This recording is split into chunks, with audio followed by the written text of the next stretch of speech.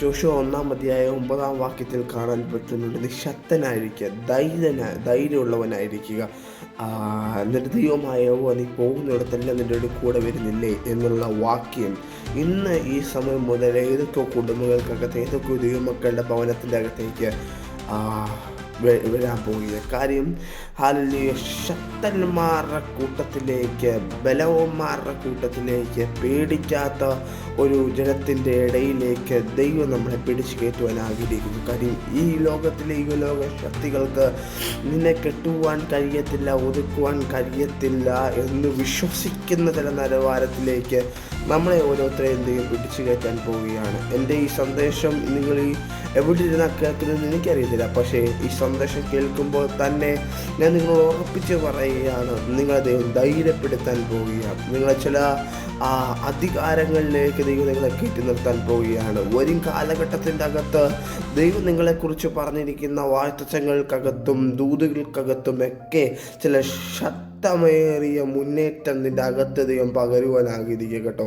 ദൈവമക്കളെ, എന്നെ കേൾക്കുന്ന ഓരോ ദൈവമക്കളോടും ഞാൻ വീണ്ടും വീണ്ടും ആവർത്തിച്ച് പറയുന്നു, ശക്തരായിരിക്കുക, ബലവാന്മാരായിരിക്കുക, ധൈര്യമുള്ളവരായിരിക്കുക. ഈ വാക്യം നിങ്ങൾ ആവർത്തിച്ച് വായിച്ചോ. അവിടെ ആവർത്തിച്ച് പറയുന്ന കാര്യമാണ്, ശക്തന്മാരായിരിക്കുക, ബലമുള്ളവരായിരിക്കുക, ധൈര്യമുള്ളവരായിരിക്കുക. നിന്റെ ദൈവമായ യഹോവ നീ പോകുന്നിടത്തെല്ലാം നിന്നോട് കൂടെയുണ്ട്. അപ്പോൾ പോകുന്നിടത്തെല്ലാം ദൈവമായ യഹോവ നമ്മോട് കൂടെയുള്ളതാണ്.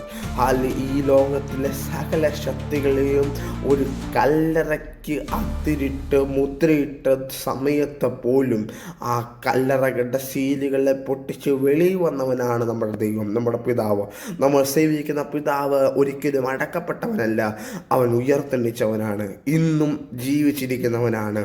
ആ ജീവിച്ചിരിക്കുന്ന ദൈവത്തെ സ്തുതിപ്പാൻ കഴിയുന്നതാണ്, ആരാധിപ്പാൻ കഴിയുന്നതാണ് നമ്മുടെ ജീവിതത്തിലെ ഏറ്റവും വലിയ ഭാഗ്യമെന്ന് പറയുന്നത്. അപ്പോൾ ശക്തമായിരിക്കുക, ഉറപ്പോടിയിരിക്കുക, തോറ്റുപോകാതെ ഏത് പ്രതിസന്ധികളുടെ നടുവിലും, ഏത് പ്രതികൂലത്തിൻ്റെ നടുവിലും, ഏത് പ്രതിസന്ധികളുടെ നടുവിലും, ഏത് കഷ്ടതകളുടെ നടുവിലും, ഏത് രോഗസമയത്തും നിന്നോട് കൂടിയിരിക്കുന്നത് ശക്തനാണെന്നും നിന്റെ മേൽ പകർന്നിരിക്കുന്നത് വിശ്വാസത്തിൻ്റെയും ധൈര്യത്തിൻ്റെയും ആത്മാവിനെയാണെങ്കിൽ ഓരോരുത്തരും പ്രാർത്ഥിക്കുക.